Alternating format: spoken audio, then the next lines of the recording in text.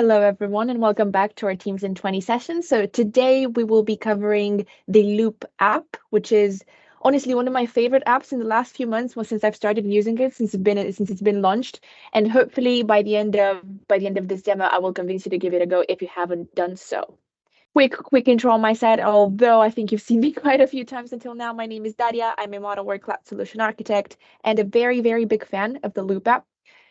But if you think about it, the way we work together now has gone through significant changes over time, especially during the last few years. And in our current landscape, we encounter a lot of ambiguity, a lot of uncertainty, actually more than ever. And this requires us to kind of co-create in this fast-paced and really dynamic environment.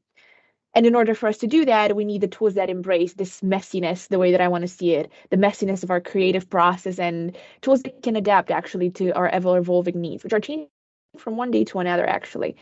And that's why we've developed Loop, because at its core, the application itself is about people. It's about us, people who want to create together with ease, no matter where they are or what kind of tools they use. And God knows we are using so many tools nowadays. Throughout this call, I intend to answer to three main questions. First of all, what is the Loop app? Second of all, how can you get it? And third of all, and the most important question actually, how do you use it? And hopefully, and I'm never going to get tired of this joke. I say by the end of this call, I hope you're going to be in the loop. Yes, I will make this joke every time I deliver anything on Loop. But before that, before jumping into the live demonstration, if we look a bit at the data, and as we emerge from the pandemic and shift into this new hybrid work world, organizations that we work for need to adopt digital solution to keep their people connected, to keep us connected, and to keep us collaborating regardless of where we work. The data that you see on this slide stems from last year's Work Trend Index, which has surveyed more than 30,000 people across 31 countries. And the result of that is we can see on one side, we want more flexible remote work, but at the same time, we also want more in-person collaboration, which is a hybrid work paradox, the way we want to call it. We want the best of both worlds. Additionally, over the last 2 years, we've also seen teams struggle to find ways to streamline communication and also collaboration. And the problem is that this has resulted on a reliance on impromptu calls and also on ad hoc meetings to help us get our work done, which can be quite ineffective in promoting this healthy work environment, the ideal that we tend towards. If you think about the time spent in meetings each week, this is more than doubled, along with more work leaking into after hours, alongside the weekend, which is further illustrating the importance of finding a means to kind of restore a positive work-life balance. But let me answer the first question. What is the Loop app? In simple terms, it's a collaborative space where you can manage and also stay on top of your projects. And it's great for things such as meeting notes, task lists, or even brainstorming ideas and sessions. And these are just a few examples of the components that you can use within the Loop app. Perhaps you might be thinking, and that's what I thought as well, great, this is just another tool that I have to learn how to use and integrate into my day-to-day job. But actually, this is one of the most user-friendly apps I have come across. And again, I come across many, many, many apps. Second question, and also an important one, how do you get it? The app has been launched in public preview form on the web, Android, and iOS on the 22nd of March. Yes, I do know the date because I was very excited when that happens. And that means that because it's been launched in public preview, it's default off in your tenant, and you'll have to voluntarily enable it to check its capabilities. I will send some links at the end of this presentation that you can access in order to see the instructions to get this enabled. Now, the availability of the app is controlled via your Microsoft Cloud Wallet. This is mostly admin work. Admins can create a security group, including the users the organization would like to run this pilot for, so the users that you want to have access to the app, then define the settings, and then use a cloud policy to deploy the Loop setting to that specific group. The Loop app is also available on mobiles, and you can download it by visiting the Loop mobile app for Android and also for iOS. And another thing to note here is that the mobile app is available for work accounts today and also for personal accounts. So you can use your personal Microsoft account to access the Loop app on iOS and Android devices, as well as on the web. A thing to note here is that the Loop app for personal accounts is still in public preview. And yes, you can try out all its features for free. However, some of the features may require a subscription once the Loop app for personal accounts exits the public preview. So if you're interested into that, we will keep you updated as we go. On your phone, you can contribute photos if you'd like to a Loop or to a workspace that you can create if something inspires you perhaps while you're away from your computer. You can edit in real time if you have any idea while you take a walk and try to de-stress. Because what we're trying to do when making this available on the mobile is kind of removing the barriers which affect our collaboration. Another important question, who is this application for?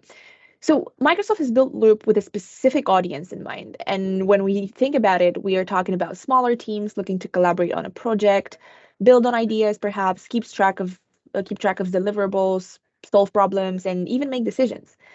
These teams are already working together and they're doing so across a variety of apps, right? And also a variety of ecosystems to get their work done. And they do that across time zones, they do that across geographies and with different workplace preferences.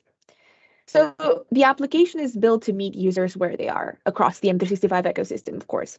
And to better understand the Loop vision itself, let's walk through the three core elements that compose Loop.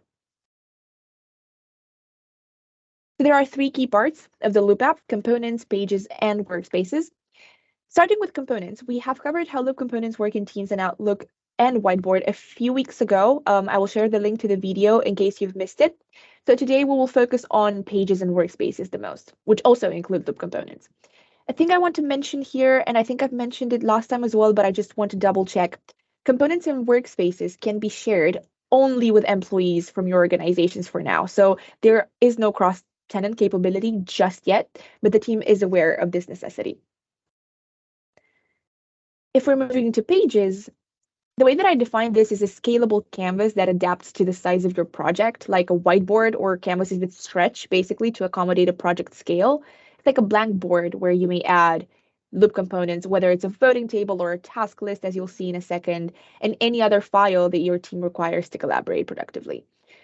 Every member of the team can modify the pages concurrently. Again, you'll see in a second how this works, and also observe what others are doing. And apart from following everyone's activity, you may also react to that activity or even comment on any element on that specific page.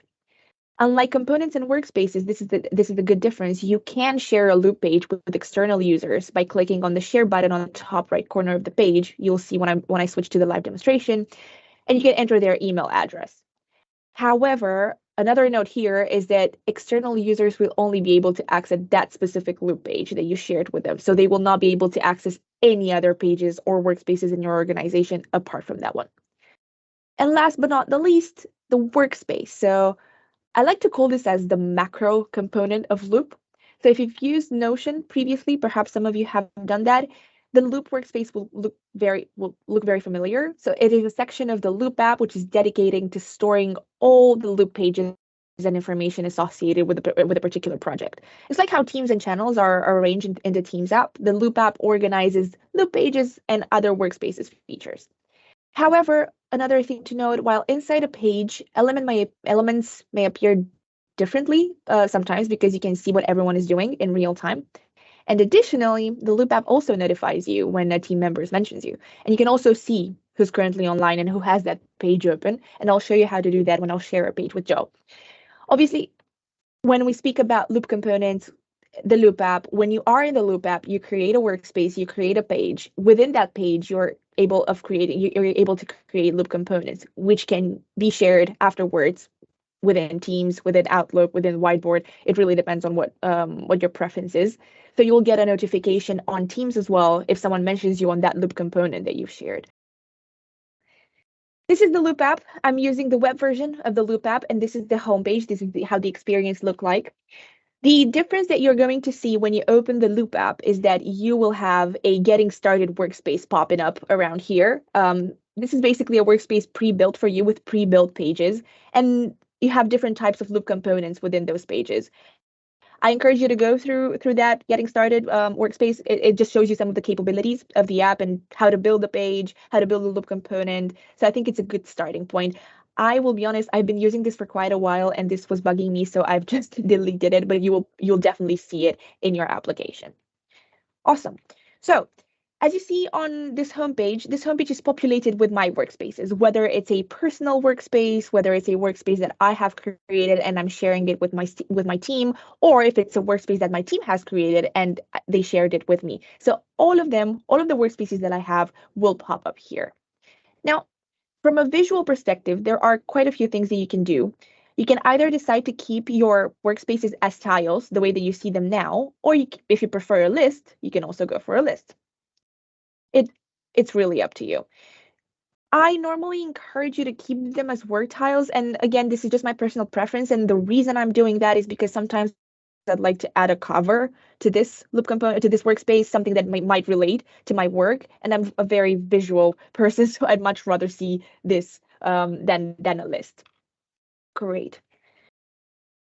Let's just say sometimes you have a specific work space that you use the most. Sometimes when you create workspaces, obviously the most recent ones will pop up here. I've created a test workspace and I've accessed it 1 hour ago, so this will be the first workspace that you see here, and that happens for all of the workspaces that I have available on my homepage. But obviously, if there's one of them that you use frequently and you really like to keep it aside, what you can do is click on the 3 dots and favorite it.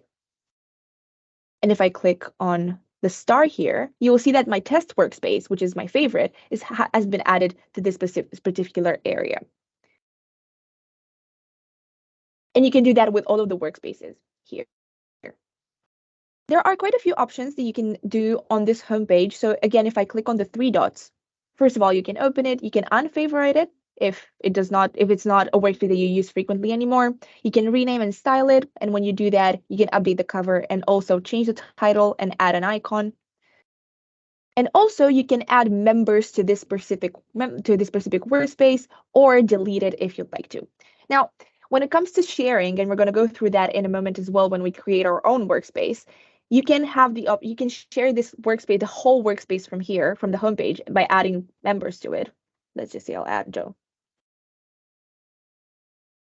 Send an invite. And now this whole workspace is going to be shared with Joe.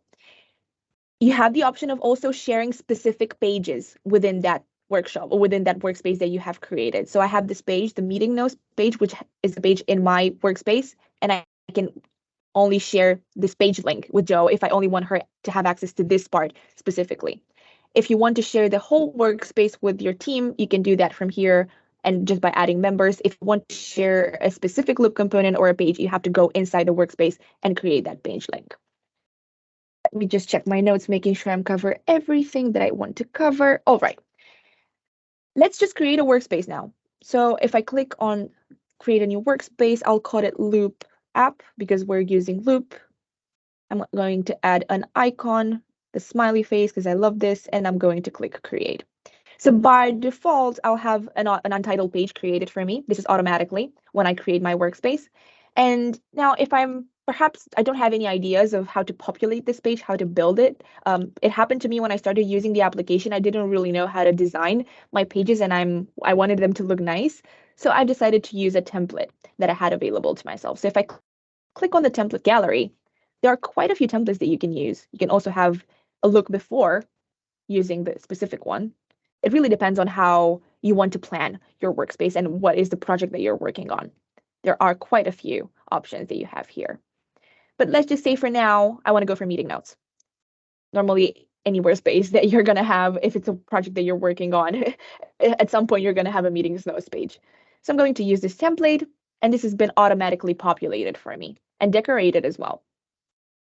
And now all I need to do is to add the content to these kind of loop components. All of these are loop components. This is the task list. This is a bulleted list. Again, some tasks, bullet points. So all of these are loop components pre-built for me in this page specifically. Now, let's have a look at one of the loop components that we have here. So if I scroll a little, and I'm going to go to the tasks, this is the title, and this is the loop component itself. I have two options here, these dots and the comment. If I click on the dots, first of all, I can rewrite this with CoPilot, but I'll show you in a second how to use CoPilot within Loop. What I can do is I can create a loop component. And if I click on this, tasks is now a loop component specifically that I can share in Teams and Outlook. And I can add here a bulleted list. Test. Create meeting notes.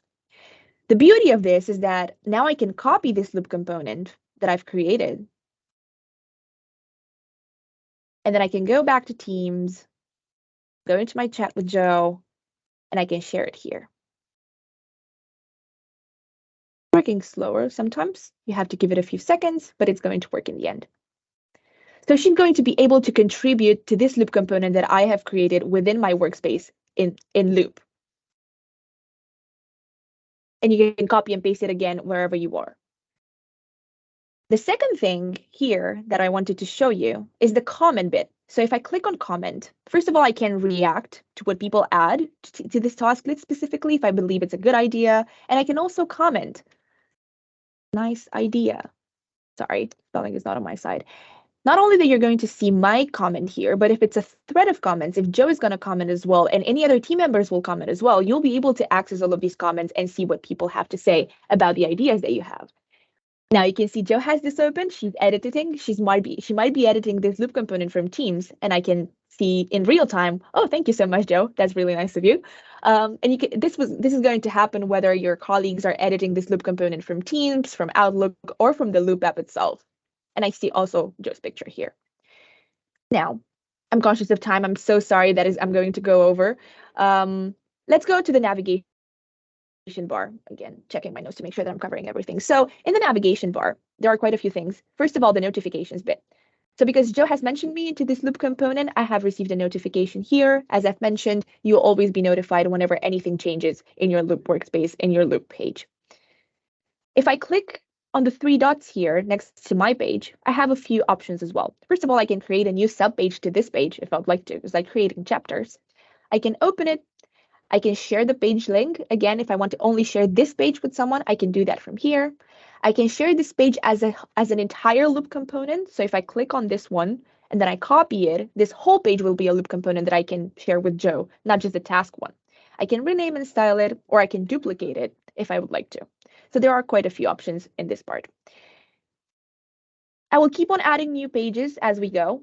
This is another page, again, untitled. I can use another template if I'd like to, or just decorate it myself. And the beauty of it is that I can also add a URL. So if I click on new link, I can add a name. And if I add a URL and just click add, this is going to pop up as a page here. So when you click on that, let's see, documentation.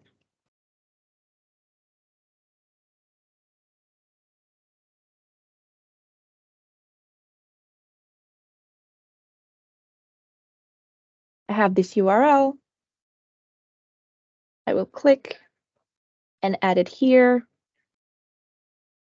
And now you see the documentation as a URL. And if you click on it, it's going to take you precisely to the URL that you've copied there. So you have the option of doing that as well from the navigation bar.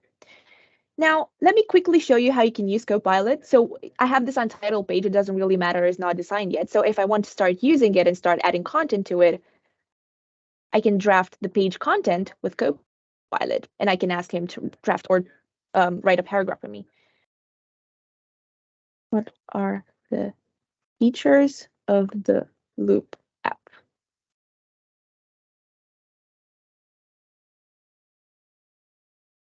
It happens every time. It works before a demo, and then when I have to demo it, it just stops working. Something was about to go wrong. Oh, great. Thank you, CoPilot. That's awesome. So I have this paragraph built in with CoPilot, and I can use CoPilot within the Loop app as well, which is another massive a feature of this application and the integration. Honestly, for me, it's been life-changing. Quickly, I'm going to go through the upper ribbon features that you see here. So first of all, this is an untitled page within the Loop app workspace that I've created, and it's marked as being general. If you want to have this as confidential or highly confidential, you can change the ribbon from this part specifically. If I share this specific Loop workspace with Joe, apart from my icon here, if she has this page open, she will see her icon as well, just the way you saw it using the Loop component.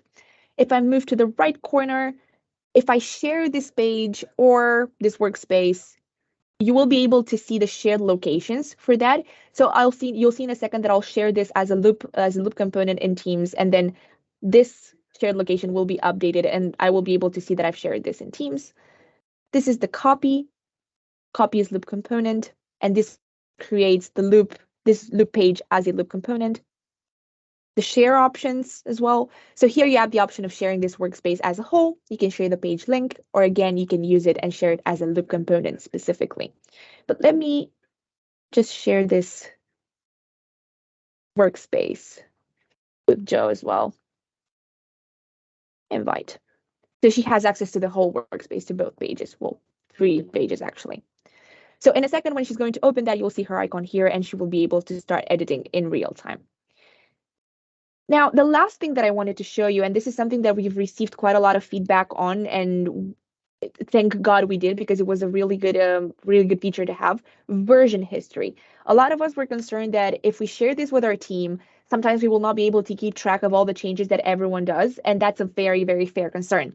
So that's why we have the version history here. And if I click on it, I will be able to revert to a previous version of my page, looking at the time as well. 1219, 1221. So in any case, if you're making any changes that you like to revert from, this feature works more like an undo option, if I can put it like that. Again, this was not enabled before, and I know it was a concern. It was a concern for myself as well as a user. But now that I'm using this, and now that I have this feature available to me, honestly, even if I make a change that then I would like to get rid of, now I don't feel very stressed about doing that. Great. Thank you everyone for attending.